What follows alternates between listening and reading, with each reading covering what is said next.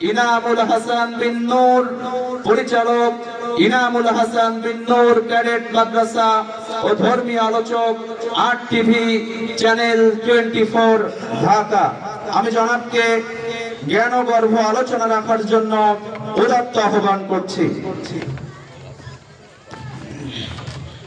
আসসালামু আলাইকুম ওয়া রাহমাতুল্লাহি ওয়া বারাকাতুহু।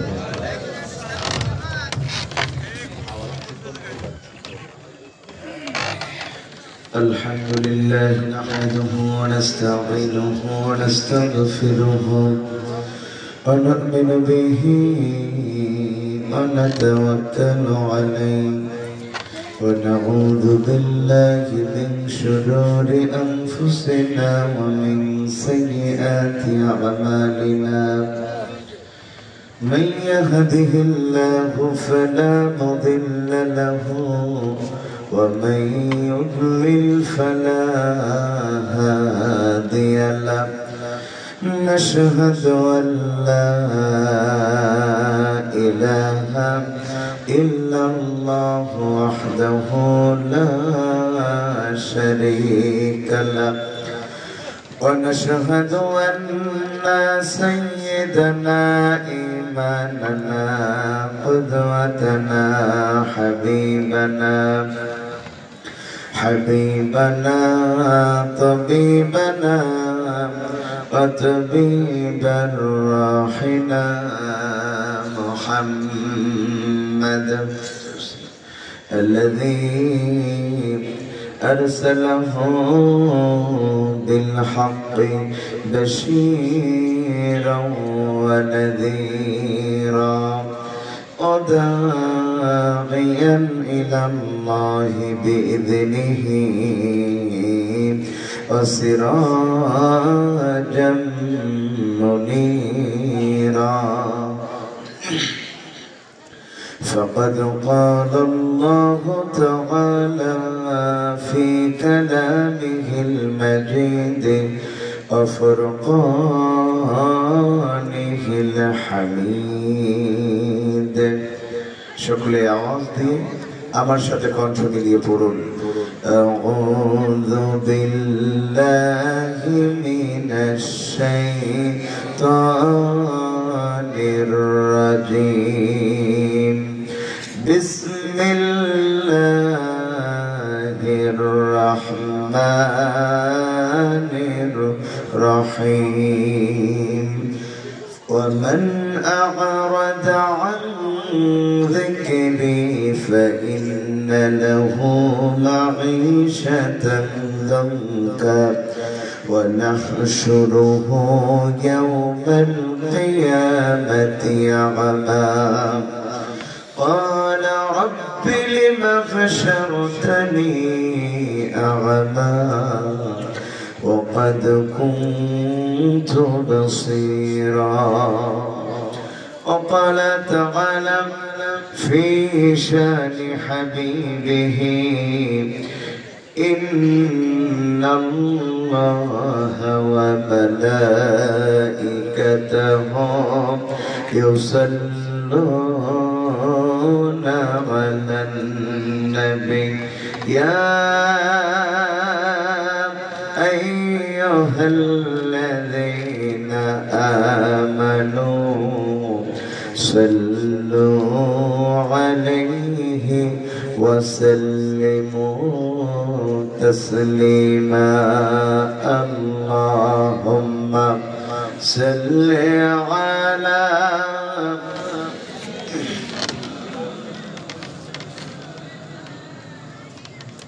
আপনাদের অনেক কষ্ট হয়ে গেছে ভাই, রাত গভীর হয়েছে, কণ্ঠে কোনো তেজই নাই। একটু প্রাণ খুলে মহাব্বতের সাথে পড়ছি আল্লাহুম্মা সাল্লি আলা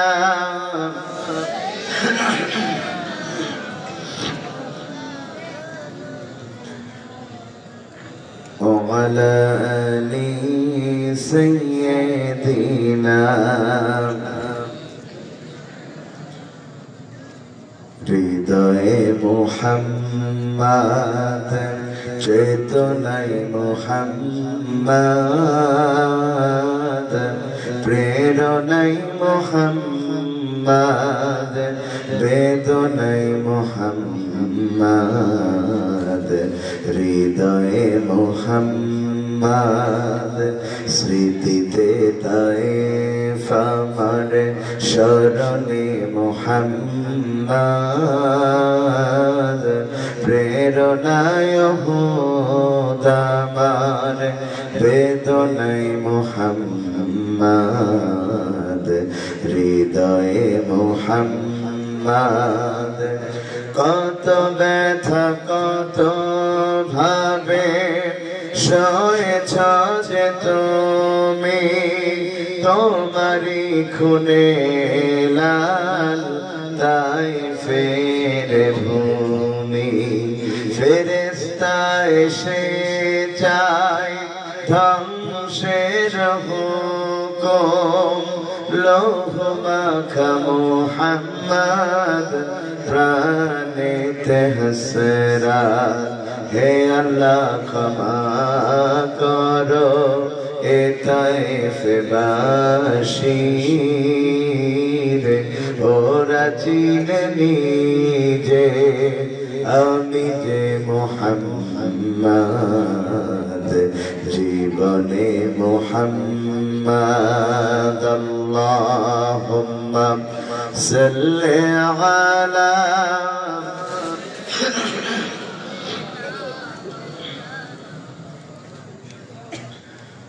وعلى آل سيدنا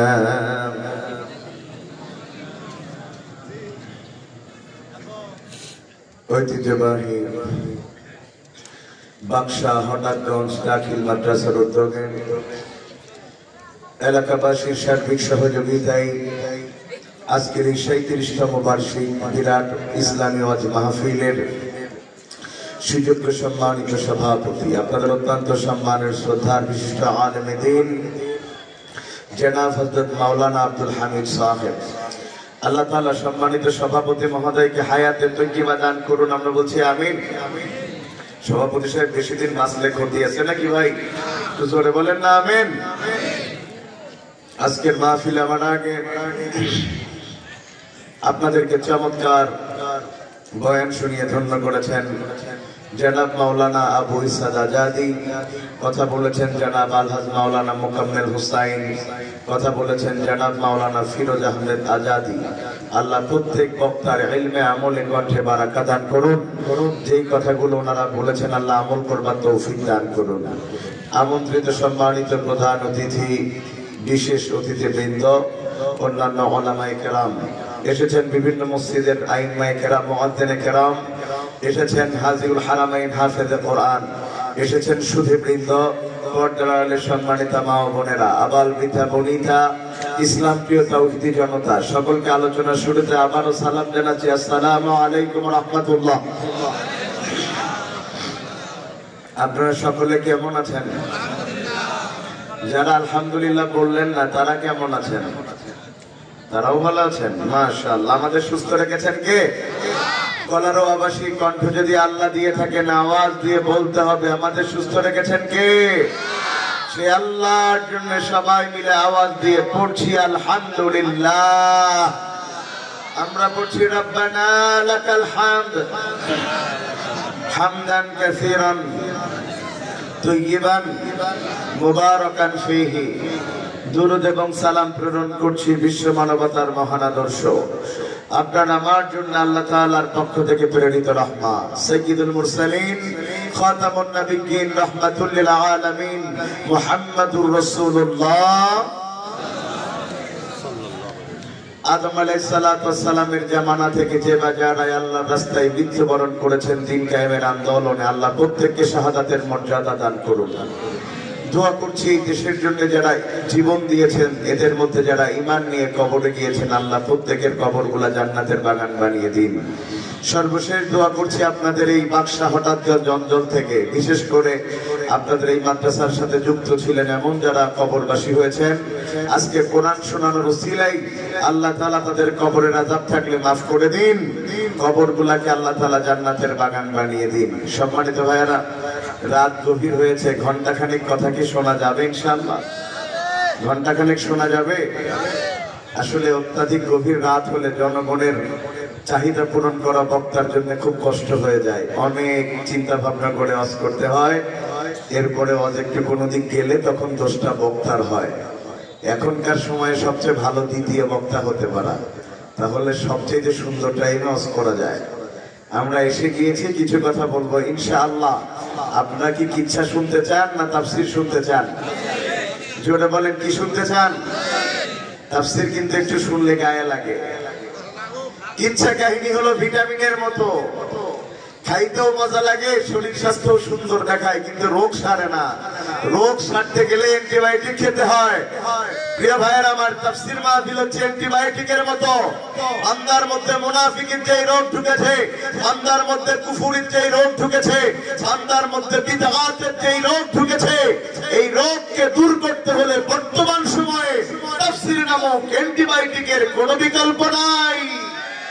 কথা ঠিক? আর বক্তা কেমনে ওয়াজ করবে? ১৫০০ বছর আগে আল্লাহ নিজেই শিখিয়ে দিয়েছেন। আমার আল্লাহ বলেন, বক্তা আলোচনা করতে চাও, শ্রোতারা আলোচনা শুনতে চাও, আমি আল্লাহ একটা রুলস করে দিয়েছি, সেটা হলো ফাযাক্কির বিল কোরআন। বক্তা যদি ওয়াজ করতেই হয় আল্লাহর কোরআন দিয়ে ওয়াজ করবা, কারণ আল্লাহর কোরআন দিয়ে যদি ওয়াজ করা হয়, ওমান দাআ বিহি হুদায়া, সেই আলোচনা হেদায়েতের জন্য যথেষ্ট হয়ে যায়। সুবহানাল্লাহ। তাইলে কোরআনের আলোচনা যদি কোরআন থেকে করা যায়, তাইলে এটা দিয়ে বান্দার হেদায়েত হয়ে যায়। বলেন, কি হয়ে যায়? হেদায়েত হয়ে যায়।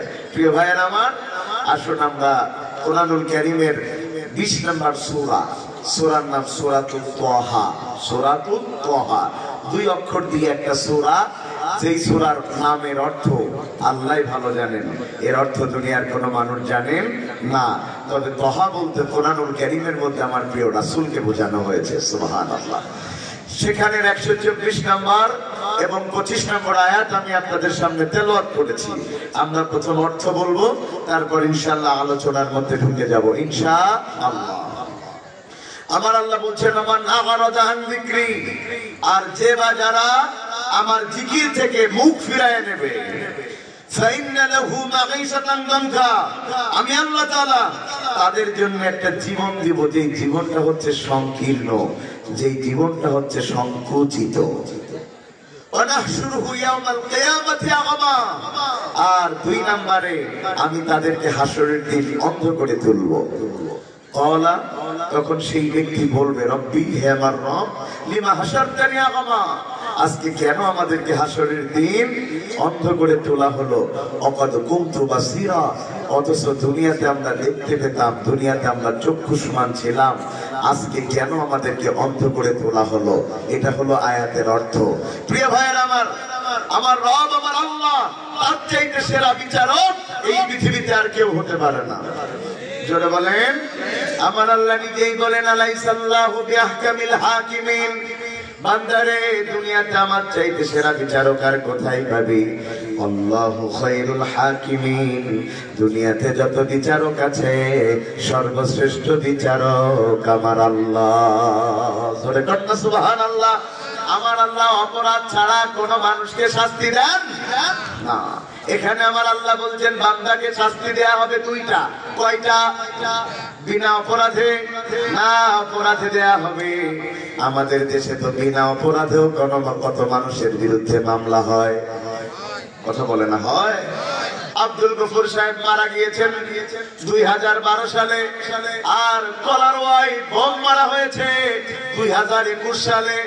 2021 সালে বোমা মারা মামলার প্রধান আসামি 12 সালে মারা যাওয়া আব্দুল গফুর। কথা ঠিক? তার মানে আব্দুল গফুরের কত পাওয়ার, কবর থেকে বোমা মেরেছে। কথা কয় না, কবর থেকে কি মেরেছে? বোমা মেরেছে। আমাদের দেশে মৃত মানুষের বিরুদ্ধে মিথ্যা মামলা দেওয়া হয়। কথা ঠিক? ভাইরা আমার, আমাদের দেশে ভাই, আমি মাঝে মধ্যে বলি, জীবন্ত মানুষের চাইতে আমাদের দেশে মরা মানুষের পাওয়ার বেশি। বিশ্বাস হয় আপনাদের? মরা মানুষের পাওয়ার বেশি। আমাদের দেশে মরা মানুষের এত পাওয়ার, কবর থেকে উঠে এসে ভোট দিয়ে আবার কবরে দিয়ে শুয়ে পড়ে। কথা বলেন না কেন? কবর থেকে উঠে এসে কি দেয়? চাচা ভোট দিতে গিয়েছে, অফিসার বলছে চাচা তোমার ভোট হয়ে গেছে। চাচা বলছে ভোট হয়ে গেছে মানে কি কথা? আমি তো সিল মারিনি, আমার হাতে তো কালি নাই। বলছে কালি তোর কই দিয়ে বাড়ি যা, নাই শোনা ছেলেরা দাঁড়িয়ে আছে মার দিবে। চাচা তখন চলে যাচ্ছে, অফিসার থেকে বলছে চাচা চাচিরে কয়ে দিয়ে তার ভোট হয়ে গেছে। চাচা বলছে কি কইলে? বলছে হ্যাঁ। বলছে আল্লাহর কি? বলছে হ্যাঁ। চাচা বলছে তোমার চাচি কত বড় বেঈমান, 50 বছর সংসার করে মারা গেল, ও কবর পিঠে এসে ভোট দিতে পারল, আমার সাথে দেখা করতে পারল না। কথা বলেন না কেন? কথা ঠিক। এদেশে মৃত মানুষে ভোট দেয়, আর এদেশে ভোটের মাঠে মানুষের বদলে কুকুর দাঁড়িয়ে থাকে। আর জালিমরা বলে আমরা জনগণের ভোটে পাশ করেছি, কুত্তার ভোটে পাশ করে যারা, এই সমাজে 4 পেয়ে জানোয়ার কুত্তার চাইতে খারাপ তারা। কথা ঠিক ভাইয়েরা আমার। আল্লাহ তাআলা কখনো অপরাধ ছাড়া কোনো মানুষকে শাস্তি দেন না। দুনিয়ার মানুষ কত মানুষকে মিথ্যা মামলা দিয়ে তার বাড়ি গাড়ি দখল করে নেয়। দুনিয়াতে কত মানুষ মিথ্যা গল্প সাজায় বড় বড় আলেমদের বিরুদ্ধে মিথ্যা সাক্ষী দেয়। কথা বলেন না কেন? এই মিথ্যা সাক্ষীর কারণেই তো আল্লামা সাঈদীর মতো আলেমকে 13টা বছর কারাগারে কাটানো লেগেছে। কথা ঠিক। তাই আমরা বুঝলাম দুনিয়াতে অপরাধ বাদেও শাস্তি দেয়া হয়। কথা ঠিক ভাইরা আমার। কিন্তু আমার রব আমার আল্লাহ তিনি কখনো অপরাধ বাদে কোনো মানুষকে শাস্তি দেন না। আমার আল্লাহ বলছেন আমি মানুষকে শাস্তি দেব 2টা। প্রথম নম্বর কি? আমি তাদের জীবনকে সংকুচিত করে দেব। 2 নম্বর নাকসুরহু ইয়াউমাল কিয়ামাতি আ'মা, আমি তাকে হাসরের দিন অন্ধ করে তুলব। আমরা বললাম আল্লাহ এত কঠিন শাস্তি কেন আপনি আপনার বান্দাকে দিবেন? আল্লাহ বলছেন কারণ বান্দা একটা অপরাধ করেছে, ওই অপরাধের শাস্তি হিসাবে আমি আল্লাহ তাদেরকে 2টা শাস্তি দেব। বলেন অপরাধ কয়টা?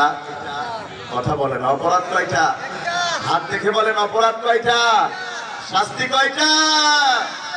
আল্লাহ আখিরাত কেন রাখলেন? অনেকে তো আখিরাত বিশ্বাস করে না। আখিরাত বলতে কি কিছু আছে? কথা বলেন আছে? জোরে বলেন আছে?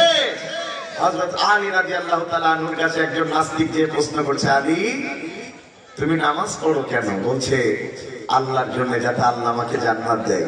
তুমি রোজা রাখো কেন? আল্লাহর জন্য যাতে আল্লাহ আমাকে জান্নাত দেয়। আচ্ছা তুমি এত কষ্ট করে নামাজ রোজা হজ যাকাত তাসবিহ তাহলিল করো তাহলে জান্নাতের জন্য? বলছে হ্যাঁ। বলছে তুমি মরার পরে যদি দেখো জান্নাত জাহান্নাম বলতে কিচ্ছু নাই, তখন তোমার কেমন লাগে? কথা শুনতেছেন আপনারা? হযরত আলী বলছেন ওরে নাস্তিক শোনো, যদি আমি মরার পরে দেখি জান্নাত জাহান্নাম কিছু নাই, তাইলে তোমারও যা আমারও তা। কথা মনে বুঝেন নাই? যদি জান্নাত জাহান্নাম না থাকে, নাস্তিকেরও যা আস্তিকেরও তা। আমিও মাটি হয়ে যাব, তুইও মাটি হয়ে যাবি। কিন্তু নাস্তিক যদি থাকে আমি তো জান্নাতে যাব, তোর কি হবে? কথা বলছেন না কেন? যদি থাকে আমি কোথায় যাব? হযরত আলী কোথায় যাবেন? কিন্তু নাস্তিক তোর কি হবে? তার মানে আমরা নিশ্চিত হলাম আখিরাত বলতে কিছু একটা আছে। সূরা কাসাসে আল্লাহ বলেন তিলকা দারুল আখিরা নাজআলুহা, আখিরাতের আবাস সেটা তো তৈরি করেন আমাদের আল্লাহ। আখিরাতে জান্নাত বা জাহান্নাম দেয়ার মালিক কে? জোরে বলেন। আল্লাহ কেন আখিরাত বানালেন? এই দুনিয়াতে যদি একজন মানুষ 100 জন মানুষকে হত্যা করে তাকে কয়বার ফাঁসি দেয়া যাবে? জোরে বলেন না কেন?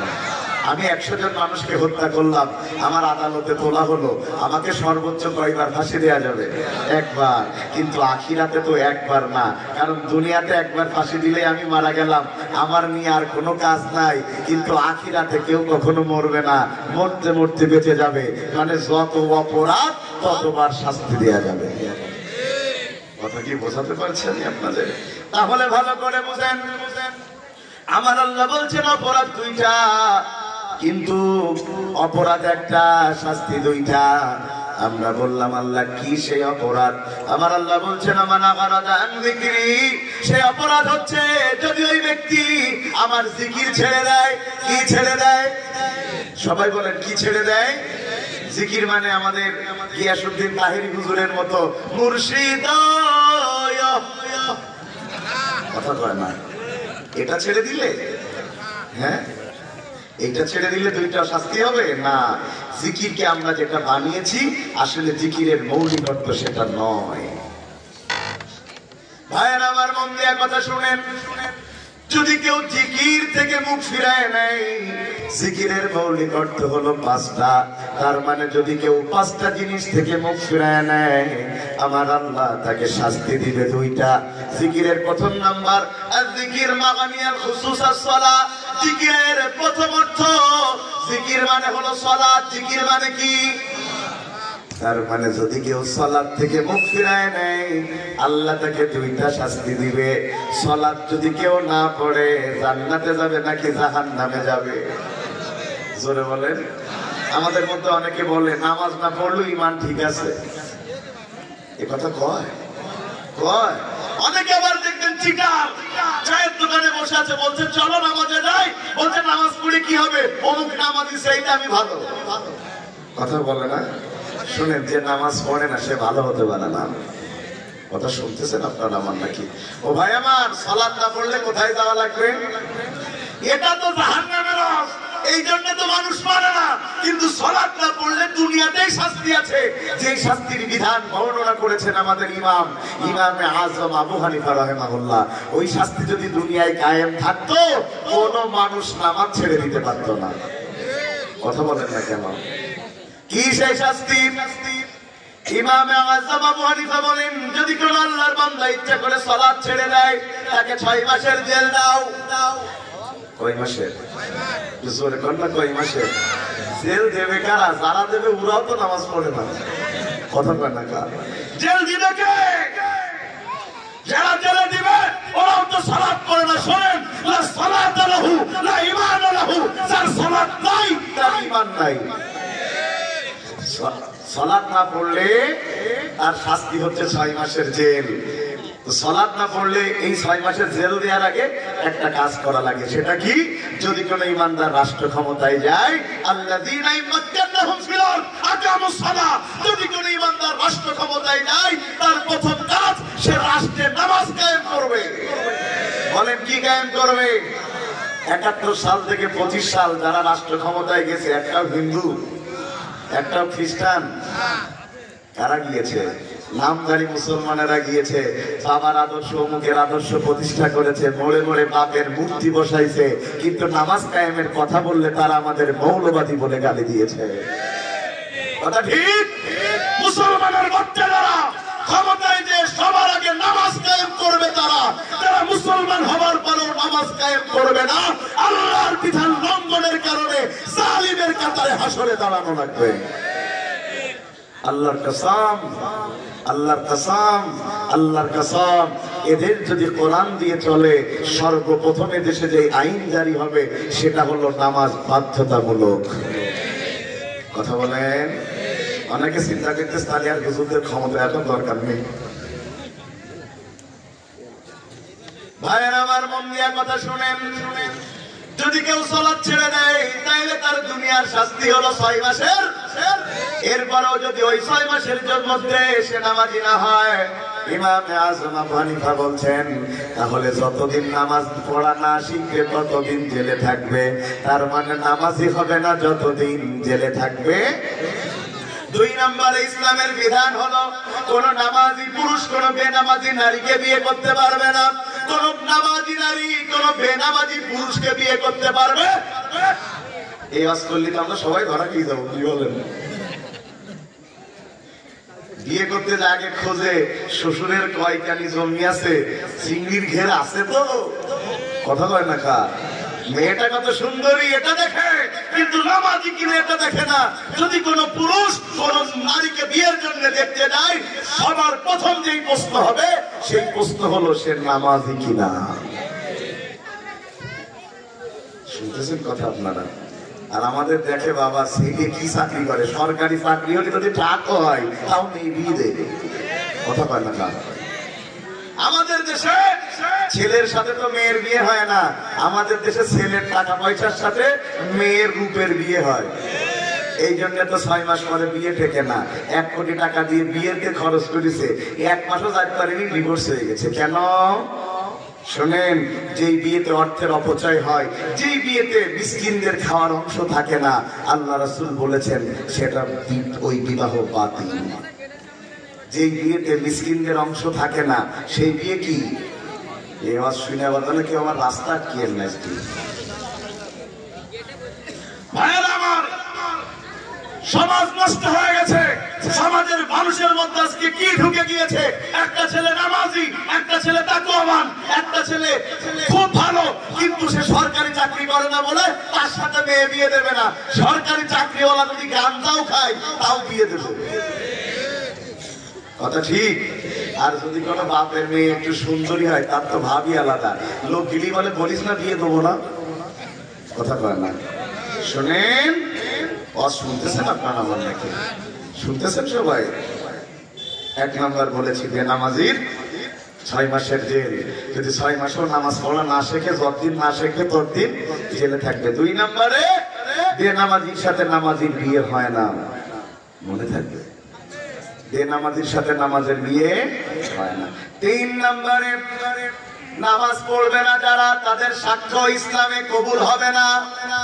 বেনামাজি যদি কোনো সাক্ষী দেয়, সেই সাক্ষ্য ইসলামী রাষ্ট্র ব্যবস্থায় গ্রহণ করা হয় না। কারণ যে আল্লাহর দায়িত্ব ছেড়ে দিতে পারে, সেই মানুষটা তো আর একজনের বিরুদ্ধে মিথ্যা সাক্ষ্য দিতে পারে। বেনামাজির সাক্ষ্য ইসলামী রাষ্ট্র ব্যবস্থায় গ্রহণযোগ্য নয়। তাইলে চিন্তা করেন বেনামাজির অবস্থান কোথায়। 4 নম্বরে যারা বেনামাজি হবে তারা জাহান্নামে যাবে। বলেন কোথায় যাবে?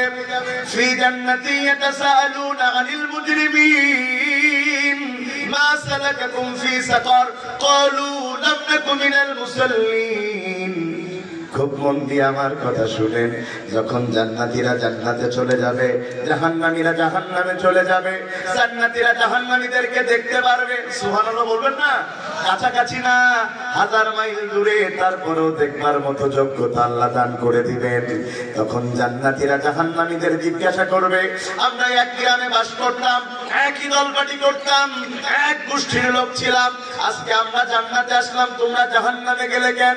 তখন জাহান্নামীরা জান্নাতীদেরকে বলবে, সেই উত্তরটা পরে দেব, আগে আমাদের কিছু খাবার দাও, ওই খাবার খাওয়ার পরে যেন আমাদের একটু কষ্টটা কমে যায়। তখন জান্নাতীরা বলবে, খারাপ কাজ করলে জাহান্নামের শাস্তি, ভালো কাজ করলে জান্নাতের। এই রিজিক আল্লাহ দিবে। হাযা ওয়াদার রহমান, এটা তো আল্লাহর ওয়াদা ছিল, তোমাদেরটা তোমরা বুঝে পেয়েছো, আমাদেরটা আমরা বুঝে পেয়েছি। আজকে আমাদের কোনো খাবার তোমাদের কাছে দেওয়ার কোনো রাইট আমাদের নাই। তবে তোমাদের কাছে আমার জিজ্ঞাসা, কেন তোমরা জাহান্নামে আসলে? তখন তারা বলবে, ক্বালু লাম নাকু মিনাল মুসাল্লিন। 1 নাম্বার কারণ হলো আমরা দুনিয়াতে নামাজি ছিলাম না। বলেন কি ছিলাম না? তার মানে নামাজি না যারা, সাকার নামক জাহান্নামে যাবে তারা। এই নামাজ না পড়ার কারণে মানুষকে জাহান্নামে যাওয়া লাগবে, 2টি শাস্তি পাওয়া লাগবে। এই নামাজ না পড়ার ব্যাখ্যা হলো 3টা। তার মধ্যে 1 নম্বর হলো একেবারেই নামাজ পড়ে। কিছু মানুষ আছে একেবারেই পড়ে না, খালি ঈদের নামাজে পড়ে ঈদুনিয়া, আর রমজানে পড়ে রমজান আলী। কথা বলেন না, আছে না? সারা বছর পড়ে না। এটা গেল নামাজ, সেটা কি? একেবারেই পড়ে না। 2 নম্বরে নামাজ পড়ে কিন্তু রাসূলের তরিকায় পড়ে না। আমার রাসূল বলেন, সাল্লু কামা রাআইতুমুনি উসাল্লি, নামাজ পড়ো সেইভাবে যেইভাবে আমি রাসূলকে পড়তে দেখেছ। এখন আপনারা বলেন, নামাজ পড়লে সওয়াব না গুনাহ? জোরে বলেন না। তাহলে আজকে থেকে রুকু দেব 2টা, সেজদা দেব 4টা প্রতি রাকাতে। হ্যাঁ, হবে না? কেন ভাই? অসুজুদ আত্তারি, সেজদা দে, আমার নিকটবর্তী হয়ে যা বলছেন আল্লাহ, তাইলে বেশি করে দেব। হবে না। কেন হবে না? কারণ রাসূল 4টা সেজদা দেন নাই। কথা বলেন না কেন? অথচ আমাদের সালাত এখন রাসূলের সালাতের মতো নাই। কি অবস্থা? 4 রাকাত সালাত শেষ করে ফেলে 1.5 মিনিটে। কথা বলেন না? কি যে পড়ে, মনে হয় ফেরেশতা আমাদের সাথে পড়ি পারবে না। কি করেন আপনারা? আর রাসূলের সালাত, আল্লাহ রাসূল সালাতে দাঁড়িয়েছেন। হযরত আয়েশা বলছেন তিনি যখন সালাত শেষ করবেন সেজদায় গিয়েছেন, সেজদার মধ্যে রাসূলের নড়াচড়া নেই। আমি মনে করলাম রাসূল মনে হয় সালাতের মধ্যেই মারা গিয়েছেন। আমি রাসূলের পায়ে চিমটি কাটলাম, রাসূল আমার পা নাড়ালেন। তখন আমার মনে হলো বিশ্ব নবী এখনো আল্লাহর দুনিয়ায় বেঁচে আছেন। আল্লাহু আকবার। সালাত যখন শেষ হলো রাসূলের পায়ের দিকে তাকালাম, পাগুলো ফুলে উটের পায়ের মতো মোটা হয়ে গেছে, পাগুলো ফেটে রক্ত বের হবার মতো হয়ে গেছে। আমি বললাম ইয়া রাসূলুল্লাহ আনতা রাজুলুন গুফিরা লাহু মিন জামবিহি তাকাদ্দামা তাআখার। ও নবী, আপনি কি সেই ব্যক্তি নন যার আগেও কোনো গুনাহ নাই, পরেও কোনো গুনাহ নাই, তারপরেও এত কষ্ট করে কেন নামাজ পড়েন? রাসূল বলছেন আফালা আবদান শাকুরা, আমি কি আমার আল্লাহর শুকরিয়া আদায় করব না? আল্লাহু আকবার। তো রাসূল যদি শুকরিয়া আদায় করতে যে এইভাবে সালাত পড়েন, আম্মা তুমি সালাত ছেড়ে দাও কেমনে? আযান হচ্ছে, নামাজিরা মসজিদে যাচ্ছে, আর মুনাফিক কয়টা মসজিদের পাশ থেকে চায়ের দোকানে ঢুকে কিরাম গুট মাইতেছে। কথা বলেন না, কথা ঠিক? ভাইয়ের আমার, খুব মন দেয়া কথা শুনেন, খুব মন দেয়া কথা শুনেন। তাইলে 1 নাম্বার সালাত পড়ে না, 2 নাম্বার সালাত পড়লেও রাসূলের তরিকায় পড়ে না, 3 নাম্বার তারা সালাত পড়ে মসজিদে, কিন্তু সালাতের আইন সমাজে কায়েম হোক তারা চায় না। ভাইয়ের আমার, বুঝে শুনে উত্তর দিবেন। নামাজ পড়লে সওয়াব না গুনাহ? জোরে বলেন। এ পাশের ভাইরা কি জেতা আছেন না মরে গেছেন রে? বা সবাই জেতা আছেন ইনশাআল্লাহ। তাইলে বলেন নামাজ পড়লে সওয়াব না গুনাহ? জোরে সওয়াব। খুব মন দিয়ে শুনেন। তাইলে নামাজ পড়লে যদি সওয়াবই হয়, তাহলে ঘরের মধ্যে পড়লেও তো হয়, মসজিদ যাওয়া লাগবে কেন? কথা কয় না। মসজিদে যাওয়া লাগে না নামাজে? আমাদের ফজর, যোহর, আসর, মাগরিব, এশা আমরা যাই না? মসজিদে নামাজ পড়লে সওয়াব বেশি না কম? জোরে কয় না, আর একটু জোরে বলেন। বেশি। কেন? একই নামাজ 2 রাকাত 2 রাকাত, 4 রাকাত 4 রাকাত, তাইলে কেন মসজিদে যাওয়া লাগবে? ঘরেও যা, বাইরেও যা। আল্লাহর কসম করে বলি, নামাজ যেই শিক্ষা মসজিদে গেলে দেয়, ওই শিক্ষা যদি সমাজে বাস্তবায়ন হতো, আল্লাহর কসম এই সমাজে কেউ জালেম আর কেউ মাসলুম হতে পারত না। জামাতের নামাজের শিক্ষা আমরা পাইনি, আমরা তো যা করি সব সওয়াবের লোভে। কথা বলে না। আমাদের যদি প্রশ্ন করি ঘরের থেকে বাড়ি দিয়ে নামাজ পড়ো কেন, বলতে 27 গুণ বেশি সওয়াব। ওরে ভাই, এই সওয়াব তো আল্লাহ দিয়েছে, এমনিতেই মূল উদ্দেশ্য তো আলাদা। উদ্দেশ্য কি বলবো ভাই? সালাতে যখন আমরা দাঁড়াই, সালাতের মধ্যে 3টা জিনিস আমাদের সালাত শিক্ষা দেয়। 1 নাম্বার, যখন আমরা সালাতে দাঁড়াই, ওই সালাতের 1 লাইনে আমরা দাঁড়িয়ে গিয়েছি। কেউ লম্বা, কেউ ভেটে, কেউ কালো, কেউ সাদা, কেউ টাকাওয়ালা, কেউ গরিব, কেউ সরকারি দল, কেউ বিরোধী দল। কিনা বলেন? সবাই মিলে দাঁড়িয়ে গিয়েছে। যেই বিএনপির লোকটা যেই আওয়ামী লীগের লোককে দেখতে পারে না, সেই আওয়ামী লীগের লোকটা যেই জামাতের লোককে দেখতে পারে না, নামাজের পাশাপাশি দাঁড়িয়ে গেছে, কেউ উঠে চলে যায় না। কারণ সবাই এটা স্বীকার করে, সব জায়গায় দল চললেও মসজিদের মধ্যে কোনো দল চলে না। কথা ঠিক? একদিন দেখা গেল আপনাদের অঞ্চলের এমপি, এখন তো নেই, যখন আবার হবে আর কি। তবে জানো, বাংলাদেশে আর কোনোদিন ভোট চুরি কিনে কেউ এমপি না হইতে পারে। বলেন একটু আমিন। ভোট চোরদের আমার চোরের মার বড় গলা, বলতে পদত্যাগ করিনি। কথা কয় না? চোরের মার বড় গলা, চোর করে ভোটে পাস করেছো, জনগণের বদলে কুত্তা দাঁড় করিয়ে দিয়েছো। তুমি তো আগেও অবৈধ ছিলে, এখনো অবৈধ। অবৈধ মানুষের কোনো পদত্যাগ পত্রের প্রয়োজন হয় না। ভাইয়েরা আমার, এমপি সাহেব আসলেন। আসার পরে যখন মসজিদের মধ্যে ঢুকেছেন, তার পাশে আনফরচুনেটলি একটা রিক্সাওয়ালা দাঁড়িয়েছে। রিক্সাওয়ালার গায়ে ঘামের গন্ধ এমপির নাকে লাগে। তারপরও এমপির বাপের ক্ষমতা নাই এই কথা বলবে যে আমার পাশে কোনো রিক্সাওয়ালা দাঁড়াতে পারবে না। ওই মসজিদের মধ্যে এমপিরও যেই মর্যাদা, রিক্সাওয়ালারও সেই মর্যাদা। তাইলে কি হয়? মসজিদে জামাতে সালাত আদায় করলে প্রথম মানুষের মধ্যে কোনো ভেদাভেদ থাকে না, দলীয় পরিচয় থাকে না, সবার মর্যাদা সমান, সবার একটাই পরিচয়, তারা আল্লাহর খলিফা। ঠিক কিনা বলেন? কথা ঠিক।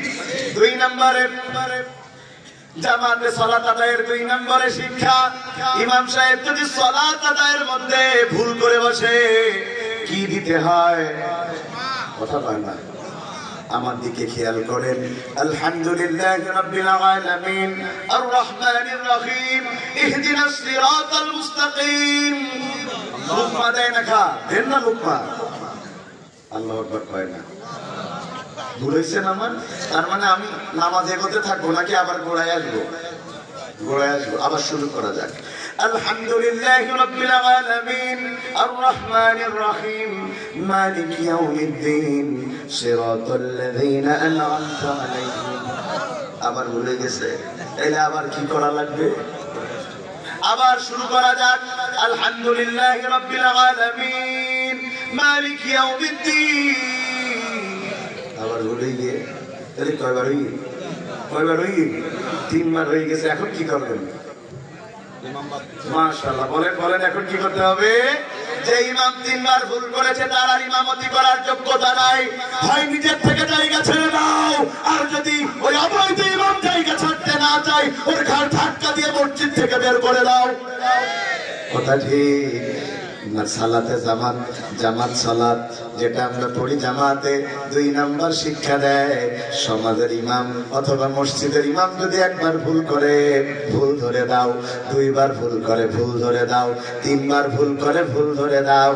এরপরেও যদি ভুল সে না শুধরায়, যত বড় দলের নেতা হোক না কেন, 3 তালাক দিয়া তারে বের করে দাও। কথা কি বোঝা যাচ্ছে না? ভালো করে বুঝেন। আমাদের সমাজে তত সহজে ইমাম পাল্টানো যায়, মসজিদের তত সহজে সমাজের ইমাম পাল্টানো যায় না। কথা ঠিক। বরং উল্টোটা হয়, সমাজের মদখোর সুদখোর ইমামেরা মসজিদের ইমামে চাকরি লট করে। কথা ঠিক ভাই। আমি চাচা না চাচা বলেন কি? চাচা আন্দাজে না, চাচা না চাচা। আর যারা মসজিদ চালাইছে বিগত দিনগুলো সব চাচা। কথা বলেন না, কার ইমামকে হক কথা বলতে দেয়নি, ইমামের মুখ চেপে ধরেছে। আছে কথা বলেন, আছে? আরে জনগণের চাল চুরি, ডাল চুরি, তেল চুরি, রড চুরি করা নেতা হুজুরের চাকরি বাতিল করে, এর থেকে লজ্জা আল্লাহর জমিনে আরেকটা হতে পারে না।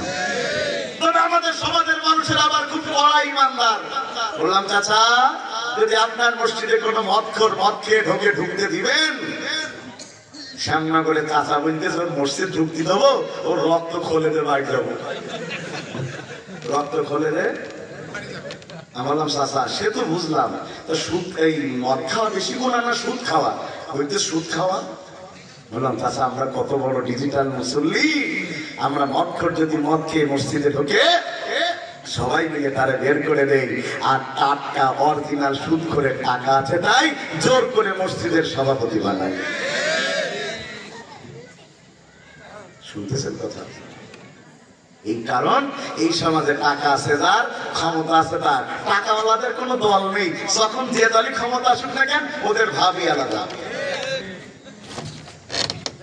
ভাইয়েরা আমার মন দিয়া বুঝেন, সালাতের 1 নম্বর শিক্ষা বলেছি সবার মর্যাদা। কথা বলে না, সবার মর্যাদা সমান। 2 নম্বর বলেছি ইমাম যদি ভুল করে 3 লোকমা দাও, ভুল না হলে ইমামকে বের করে দাও।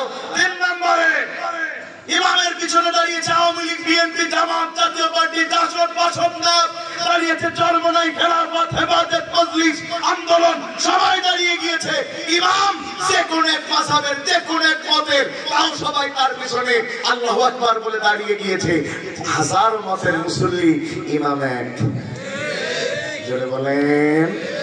আমাদের ভিতরেও মাযহাবী দ্বন্দ্ব, বিভিন্ন দ্বন্দ্ব থাকতে পারে, কিন্তু ইসলামের স্বার্থে যদি আমরা একজনকে ইমাম মানতে পারতাম, গোটা পৃথিবী যদি একটা ইমামকে অনুসরণ করতে পারত, তাই আজকে ফিলিস্তিনে মুসলমানদেরকে পাখির মতো গুলি করে মারতে পারত না।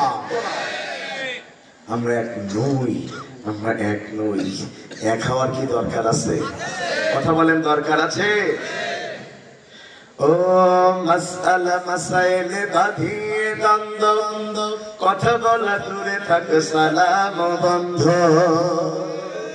ও মাসআলা মাসাইলে বাঁধিয়ে দ্বন্দ্ব, কথা বলা দূরে থাক সালাম বন্ধ। এক যদি না হও তবে চিরদিন পিছে রবে, বুঝেও বুঝলে না গো, হলো না গো তোমাদের লাজ, এক হয়ে গড়ে তোলো কোরআনী সমাজ। ঠিক না ঠিক ভাইরা আমার? তাইলে আমরা যেটা বুঝলাম, সালাত আল্লাহ এমনি এমনি দেয় নাই। যদি সালাতের শিক্ষায় সমাজ গড়া যেত, কোরআন হাতে নিয়ে বলতে পারি এই সমাজে দুর্নীতি দমন কমিশনের প্রয়োজন হতো না। কেন হতো না আর একটু কম ভাই? ইসলামে বলে সমাজের যে ইমাম মসজিদের সে ইমাম। কথা কি ঠিক? হ্যাঁ, আমাদের দেশে নেই, কিন্তু ইসলাম তো এটা বলে সমাজের ইমাম মসজিদের কি হবে? ইমাম। যেমন মেম্বার গ্রামের মেম্বার হবে, গ্রামের বড় মসজিদের ইমাম। ইউনিয়নের চেয়ারম্যান হবে, ইউনিয়নের বড় মসজিদের ইমাম। টিওনো হবে, উপজেলা মসজিদের ইমাম।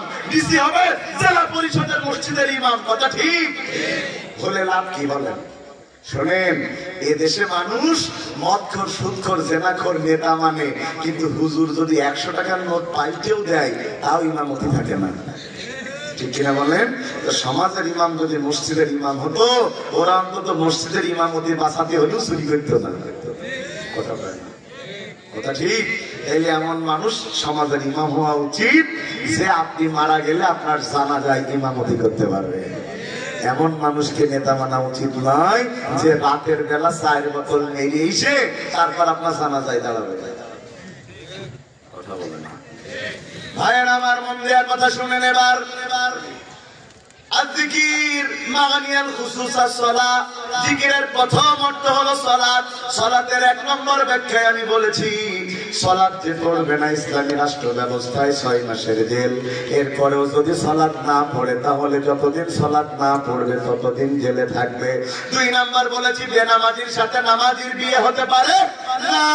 3 নম্বর বলেছি, এই সালাতের মর্যাদার ব্যাপারে সালাত যদি সমাজে কায়েম করা যায় তাইলে সুন্দর একটা সমাজ ব্যবস্থা কায়েম হয়ে যাবে। সুতরাং আজ থেকে আমরা নামাজ ছেড়ে দেব না, রাজি আছেন ইনশাআল্লাহ? নামাজ ছেড়ে দেব না, রাজি আছেন ইনশাআল্লাহ? আল্লাহ তৌফিক দান করুন। আমি হাত তোলাবো না ভাই, কারণ হাত তুলে ফজর পড়বেন না, আমারও গুনাহগার করবেন, তার সাথে বুঝে শুনে পড়বেন ইনশাআল্লাহ। ভাইয়ের আমার, এবার আসেন জিকিরের। আল ইসলাম মাগানিয়াল খুসুস আল কোরআনিল আযীম। জিকিরের 2 নম্বর অর্থ হচ্ছে জিকির মানে হলো কোরআন। বলেন জিকির মানে কি? জোরে বলেন না, জিকির মানে কি? আল্লাহ বলছেন যে আমার জিকির ছেড়ে দেবে, তার মানে যে আমার কোরআন ছেড়ে দেবে তাকে আমি জীবন সংকীর্ণ করে দেব, আর তাকে আমি অন্ধ করে তুলবো।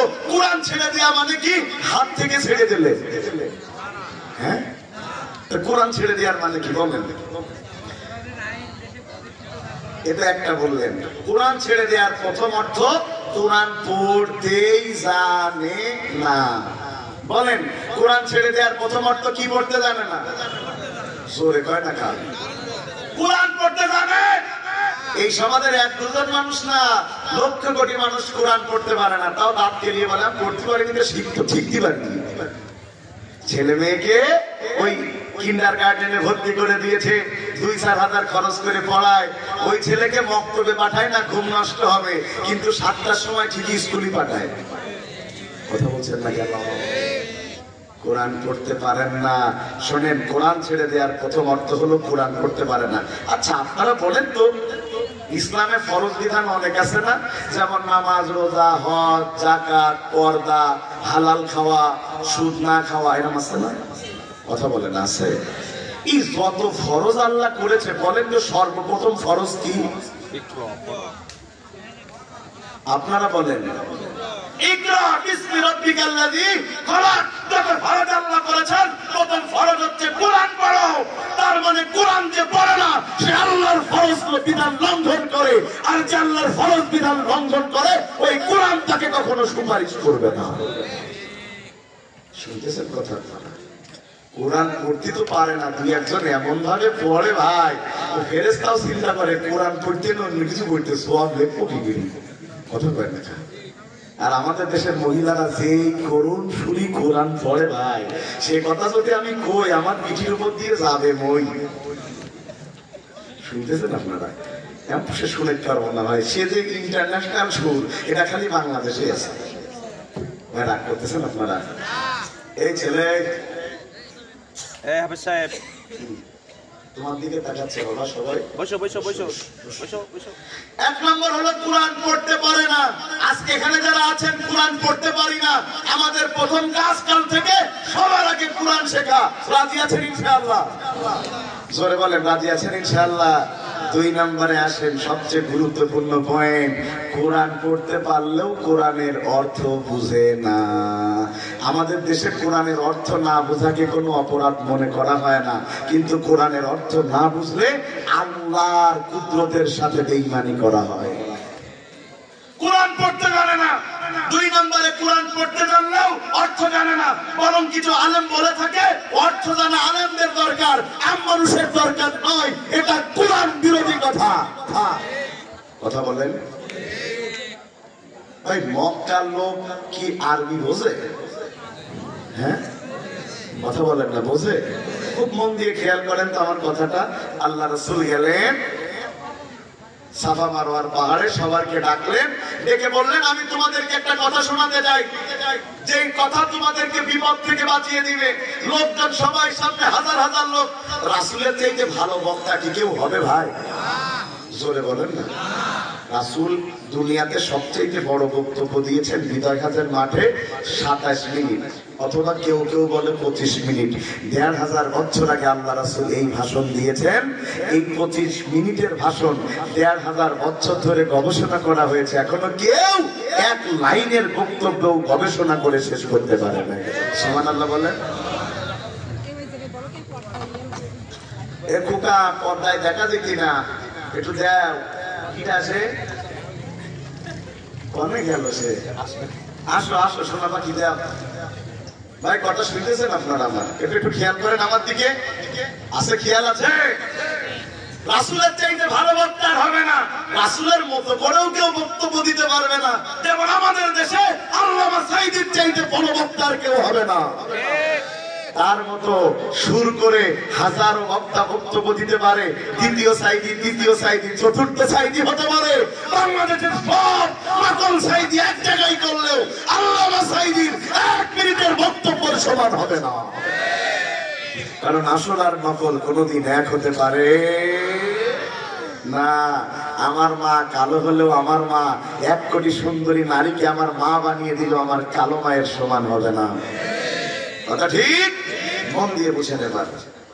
আল্লাহ রাসূল বক্তব্য দিচ্ছেন এবার জনগণের সামনে। প্রথম বক্তব্য রাসূল আমার বলছেন, ইয়া আইয়ুহান নাস কুলু লা ইলাহা ইল্লাল্লাহ তুফলিহুন। মন দিয়ে শুনেন, অর্থটা হলো এমন, রাসূল বলছেন মানুষ সকল তোমরা বলো লা ইলাহা ইল্লাল্লাহ, তাইলে তোমরা সফল কাম হয়ে যাবা। এই কথার মধ্যে কি সংসার দখল করার কথা আছে? কথা কয় না। এই কথার মধ্যে 32 নম্বর ভাঙার কথা আছে? কথা কয় না। এই কালেমার মধ্যে ওই যে ডক্টর ইউনূসের নেতৃত্বে অন্তর্বর্তীকালীন সরকারের কথা আছে? রাসূল এই কথা বললো, এর ভিতরে কথা খালি এই যে তুমি বলো লা ইলাহা ইল্লাল্লাহ, তুমি সফল হবা। নিজের চাচা আদলা তুই কি, আমি আপনাদের ভাষায় বলতেছি আর কি, কি দিছে আদলা তুই মাথা ফাটিয়ে দেবো, তুমি ক্ষমতা চাচ্ছাও না। আচ্ছা এই কথার মধ্যে ক্ষমতা কমে আছে বলেন আমার? তার মানে আপনি আমি কোরআনের অর্থ না বুঝলেও মক্কার লোকেরা বোঝে। রাসূল যখন বলেছেন লা ইলাহা ইল্লাল্লাহ, আল্লাহ ছাড়া কোনো আল্লাহ নাই, ইলাহা নাই, তখন মক্কার লোক বুঝেছে যদি সৃষ্টিকর্তা একজন হয়, আইন যদি একটা হয়, তাহলে আমাদের তৈরি করা আইন আর চলবে না।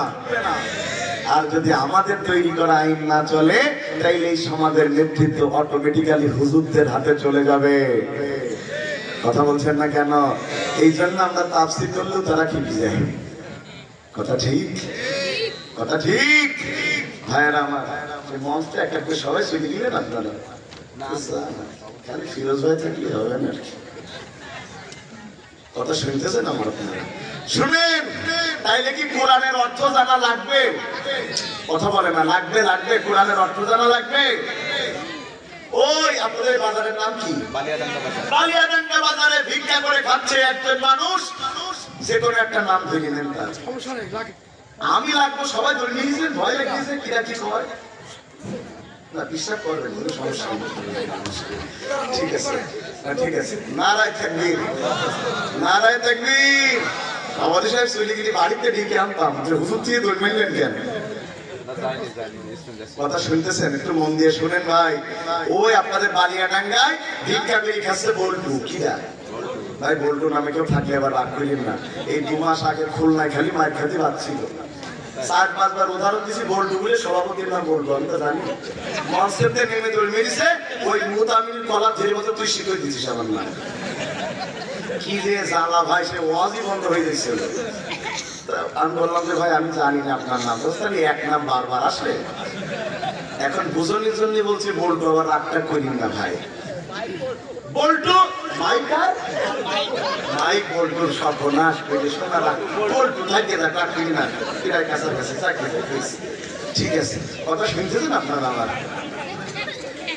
ও ভাই আমার বল্টু গায়ে জামা ছেঁড়া বিশ্রী অবস্থা ভিক্ষা করতেছে পিয়ন সাহেব পার দিয়ে যাচ্ছিলেন করুণ অবস্থা দেখে বললো তোমার এই অবস্থা কেন বলছে স্যার আমার ছেলে মেয়ে দুনিয়ায় কেউ নেই এই ভিক্ষিগুলি খায় এত খারাপ লেগেছে পিয়ন সাহেবের দেখে ওই লোকটার সে এবার সমাজ কল্যাণ মন্ত্রণালয়ে অনুরোধ করেছে এই লোকটার সাহায্য করা হোক সমাজ কল্যাণ মন্ত্রণালয় তার নামে 20 লক্ষ টাকা এন্ট্রি করে দিয়েছে মেসেজ এসছে ফকিরের মোবাইলে এখন ফকির তো ইংলিশ বোঝে না কথা কি শুনতেছেন আপনারা 2 মাস পরে এই রোড দিয়ে পিয়ন যাচ্ছে হেঁটে দেখতেছে সেই বল্টু এখনো ভিক্ষা দিতে এই তুই এখনো ভিক্ষা করছিস মানে বলতে ভিক্ষা করবো না তা কি হবে বলতে তোর না 20 লাখ টাকা দিয়েছে বলতে ভাও কথা করবেন না বলছে ভাও কথা মানে বলতেছে তোর মোবাইলটা দেখি হ্যাঁ মেসেজ এই তো তোর 20 লাখ টাকা দিয়েছে বলতে দেশটা বাংলায় টাকা দিতে পারিনি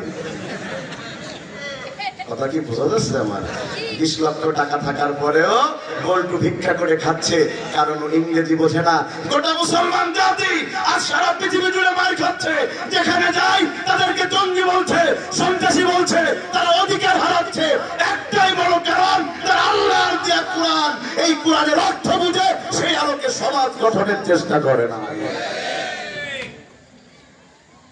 সমাজ গঠনের চেষ্টা করে নাই ভাইয়ের আমার তাইলে কি কোরআনের অর্থ বোঝা লাগবে জোরে কয় না লাগবে লাগবে লাগবে ইমাম সাহেব গিয়েছে বাজারে বাজার করতে গিয়েছি ইমাম সাহেব বেগুন কিনতেছে বউ ফোন দিয়েছে কই তুমি বলছে বেগুন কিনছি বলছে খালি বেগুন কিনলে হবে না 3 কেজি গরুর গোস্ত কেন বলছে তোর মাথা ঠিক আছে মাসে বেতন পায় 4,500 টাকা 3 কেজি গরুর গোস্ত মানে বলতেছে না সমস্যা নাই কিনতে হবে কেন ওই মেয়ে দেখতে ছেলে পক্ষ আসতেছে ঘটক ফোন দিয়েছে এখন কি গরুর গোস্ত কেনা লাগবে না পোল্ট্রি দিলে কি কাজ হবে সে হুজুর আসতেছে গোস্ত দিচ্ছে হুজুরির গাইলি হুজুর বলছে পোল্ট্রি না দেশি বলছে আলহামদুলিল্লাহ বলছে বলছি পোল্ট্রি না দেশি বলছে আলহামদুলিল্লাহ ও খালি আলহামদুলিল্লাহর উপরে আছে দেশি না পোল্ট্রি বলবে না তুমি খেয়ে বোঝো হুজুর কথা কি শুনতেছেন আপনারা এবার হুজুর গিয়েছে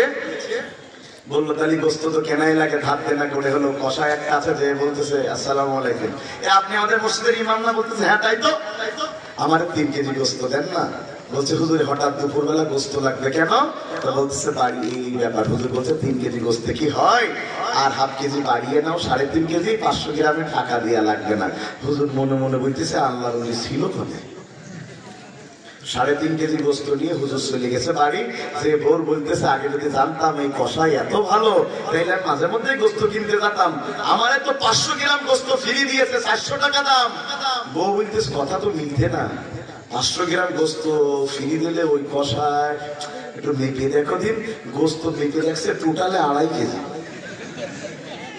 কত হ্যাঁ 2.5 কেজি ইমামের এত রাগ হয়েছে বলছে তোর ওই কষাই না মেরে ভাত খাবো না বউ বলতেছে কষাই পরে নিল, তুমি আগে মেহমান বিদায় করে নাও। মেহমান বিদায় করে কষাই সারা রাত ধরে কোরআন আর হাদিস সাজাইছে, ওই হুজুর সাজাইছে কষার শোনাবে যে ওজনে কম দিলে কি হয়।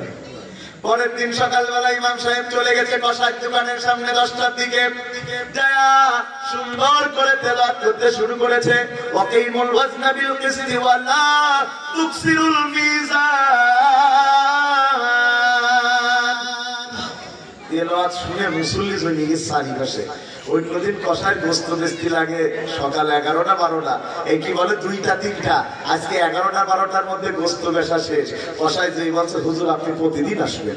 হুজুর বলতে হইলটা কি, প্রতিদিন আসবো মানে আমি বুঝলাম ওজনে কম দিলে কি হয়, আমার ওজনে কম দিয়েছে ও আমার প্রতিদিন। ও হতসালা না বলেছি কিছু তো বুঝিনি, কথা কয় না কাল সাইদি সাহেবের যেদিন ওরা হত্যা করলো তারপরের জুমায় মনে হয় প্রত্যেকটা মসজিদে পুলিশ পাঠাইছে, দোয়া করা যাবে না। আপনাদের কেরাকাছি পাঠায়নি, পাঠাই নাই? বাবারে বাবা, কত বড় জালেম, তারা আমাদের জবানে পর্যন্ত সেলাই করে দিয়েছে, কোনো কথা বলতে দেয় নাই। জালেমরা দুইজন হুজুরকে একসাথে চা খাইতে দেখলে নাশকতার মামলা দিয়ে জেলে ভরে দিয়েছে। তারা আজকে আল্লাহর ওলি সেজে ফেসবুকে পোস্ট দিচ্ছে কোরআনের আয়াত। জুলুম কইলো না? হ্যাঁ আমার মুখ দিয়ে শুনেন অবস্থা কি হলো। ওই আমার মসজিদেও একদম প্রশাসনের লোক সবচেয়ে বেশি আমার মসজিদ এসছে না বলে, কারণ জানে কেউ দোয়া না করলে করবেই। আমার মসজিদ কমিটির লোকজন হাত পায়ে দিয়ে বলছে, ভাই আপনার ইমানের জোর আছে আপনি বলেন, কিন্তু আমরা তো বাঁচতে পারবো না, আমাদের দিক তাকিয়ে দোয়া করা দরকার নেই। আমি সবসময় আরবিতে করলে কি হবে, কিন্তু তা করে না, হতসালাটা কেউ আরবি বোঝে না। আরবিতে এমন দোয়া করলাম জালেমের বিরুদ্ধে, যে কটা ধরতে এসছে বলছে আমেন। ওরা যদি জানতো ওই দিন কি বলেছি, তাহলে এই ওদের পতনের জন্য আমার দায়িত্ব 1 নম্বর আসামিগিরি মামলা করত। অর্থ বোঝেনি আমি বলছি, কিন্তু বাংলায় বলি তো আমার ঘাপাই দিত, কথা কয় না, কথা ঠিক। আমার ইমাম সাহেব পরের দিন চলে গেছে, আজকে আর আরবি বলে না, আজকে বাংলা বলে। ও কসাই, গতকাল তুমি আমারে 3.5 কেজি গোস্ত 500 কেজি ফাও 500 গ্রাম ফাও, অথচ তুমি কমই দিয়েছো সব মিলায় 1 কেজি। ওজনে কম দিও না রে কসাই, ওজনে কম দিবে যারা কিয়ামতের দিন নিজের গায়ের গোস্ত কেটে পরিশোধ করবে তারা। কসাই বলতে আমার বলছে না, হুজুর মারিনি অনেকদিন। কালকে যার আরবি বললো, আজকে সেটার বাংলা বললে কেন হুজুর পিটাচ্ছে? শোনেন, এদেশে ওই তারাবি পড়িয়ে কোরআন পড়লে 50-এর জায়গায় 60,000 টাকা দেয়, সুর ভালো হলে হাফেজ সাহেবের। আর এই কোরআনের তাফসীর করার কারণে হাজার হাজার মানুষকে মুসলমান বানানোর পরে আল্লামা সাঈদীকে রাজাকারের মামলা দিয়ে জেলে ভরে দেয়। কি বোঝা গেল? ওরা তেলাওয়াতের কোরআন পছন্দ করে, কিন্তু তাফসীরের কোরআন পছন্দ করে না। বন্ধুগণ আমার, খুব মন দিয়ে কথা শুনেন, খুব বুঝেন, আমার কথাগুলো বোঝার চেষ্টা করেন। কোরআন মানে না, এর প্রথম নম্বর অর্থ হলো কোরআন পড়তে পারে না। 2 নম্বর, কোরআন পড়তে পারলেও ওই কোরআনের অর্থ বুঝে না। 3 নম্বর, কোরআন পড়তেও জানে, অর্থও জানে, কিন্তু তারা ওই কোরআনের সমাজ কায়েমের কোনো চেষ্টা করে না।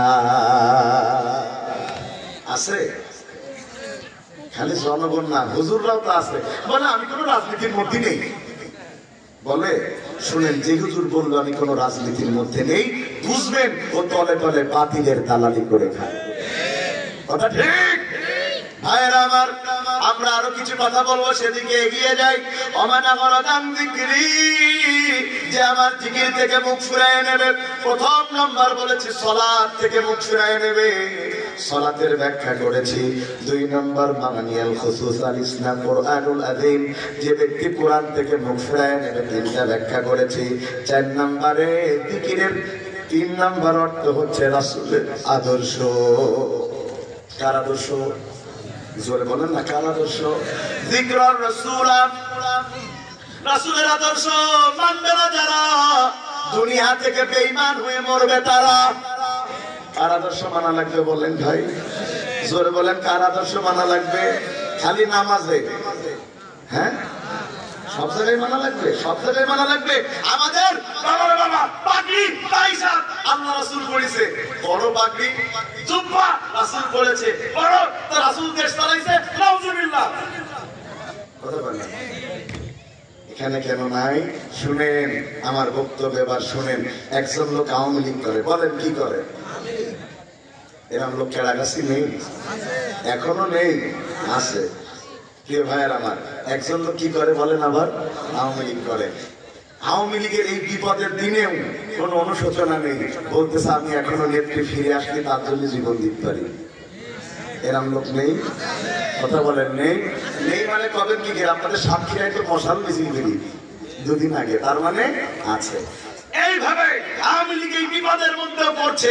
এমন কোন আওয়ামী লীগের লোক যদি বলে আমি আওয়ামী লীগ করি, আওয়ামী লীগে ভোট দিই, এই বিপদেও আমি নেত্রীরা ছেড়ে যাই নাই, সব ঠিক আছে, কিন্তু আমি বঙ্গবন্ধুকে আদর্শ মানি না, ওরে কি আওয়ামী লীগে লাগবে? কি করবে? লাথি মেরে মঞ্চ থেকে নামায় দেবে। কথা ঠিক? একজন বিএনপির লোক বলছে আমি 17 বছর ধরে মারধর খেয়ে বিএনপি করেছি, আমার মামলার সংখ্যা 66, আমি ক্রসের আসামি ছিলাম, আমি বিএনপির জন্য জীবন দিতে পারি। এই লোকটা যদি বিএনপির মঞ্চে উঠে বলে আমি বিএনপি করতে পারি কিন্তু প্রেসিডেন্ট জিয়াউর রহমানকে আমি আদর্শ মানি না, ওকে বিএনপি লোকেরা লাথি মেরে মঞ্চ থেকে ফেলে দেবে, বলবে তুমি কিসের বিএনপি করো যে বিএনপি করার পরে ও প্রেসিডেন্ট জিয়াকে আদর্শ মানে না, সে বিএনপির কর্মী হতে পারে না। কথা ঠিক? আপনি দাবি করছেন আমি রাসূলের দল করি, কথা মনে হয় বুঝাতে পারছি না আমি আপনাদের। আমাদের আদর্শকে রাসূল। তা কেমন হচ্ছে? আমি জীবনে নামাজ, রোজা, হজ, যাকাত, তাসবিহ, তাহলিলে সব জায়গায় রাসূলের পদ্ধতি অনুসরণ করি, কিন্তু রাজনীতিতে, শাসন ব্যবস্থায় আমি আমার রাসূলকে আদর্শ মানি না। আল্লাহ আপনাকে লাঠি দিয়ে জাহান্নামের মধ্যে ঢুকায় দেবে। শুনে রাখেন, এই দুনিয়াতে মুমিনের আদর্শ মুহাম্মাদুর রাসূলুল্লাহ সাল্লাল্লাহু আলাইহি ওয়াসাল্লাম। বন্ধুগণ আমার, রাসূলের আদর্শের একটা সুন্দর ব্যাখ্যা আপনারা এবার নিয়ে যান। একজন মানুষের ঈমান যদি হয় আকাশ সম, কিন্তু সে যদি রাসূলের আদর্শ মানায় কোনো ভুল করে, ওর ঈমান যত শক্ত হোক না কেন, তারপরেও আল্লাহ তাকে কখনো বিজয় দান করবে না। উহুদের ময়দানের কথা আপনারা সকলেই জানেন। উহুদের ময়দানে যারা যুদ্ধ করতে গিয়েছে, সেনা প্রতিনিধিত্ব করছেন স্বয়ং মুহাম্মদুর রাসূলুল্লাহ সাল্লাল্লাহু। রাসূলের ঈমান নিয়ে যদি কেউ প্রশ্ন তোলে সে বেঈমান হয়ে যাবে। কথা ঠিক? রাসূলের ঈমান নিয়ে প্রশ্ন তোলা যাবে, সে বেঈমান হয়ে যাবে। আর রাসূলের সাথে যারা যুদ্ধ করছে তারা সাহাবী, সাহাবীদের সম্পর্কে আল্লাহর বক্তব্য রাদিয়াল্লাহু আনহুম ওয়া রাদওয়ান। আমি সাহাবীদের পরে খুশি, সাহাবীরা আমার পরে খুশি। প্রিয় ভাইয়েরা খুব মন দিয়ে বুঝেন, তাইলে সাহাবীদের ঈমান নিয়ে প্রশ্ন তোলার কোনো সুযোগ, জোরে বলেন। এরপরে আল্লাহ বলছেন ওয়ালা তাহিনু ওয়ালা তাহজানু ওয়া আনতুমুল আ'লাউনা ইন কুনতুম মুমিনিন। আল্লাহু আকবার। যদি কেউ ইমানদার হয় তার বিজয় কেউ ঠেকাতে পারবে? এখন উহুদের যুদ্ধে রাসূল স্বয়ং সেনাপতি, যিনি ইমানদারদের লিডার, আর সাহাবীরা যুদ্ধ করছে, তাদের ঈমান নিয়ে প্রশ্ন তোলা যায় না। কিন্তু জিহাদের ময়দানে পরাজয় হলো, কিন্তু তারা তো ইমানদার ছাড়া বেঈমান না, নাউযুবিল্লাহি মিন যালিক। তাইলে পরাজয় হলো কেন? এই আলোচনা যদি জাতি বুঝতে পারে, তাইলে রাসূলের আদর্শ মানা জাতি বুঝতে পারবে। কি বিষয় সেটা?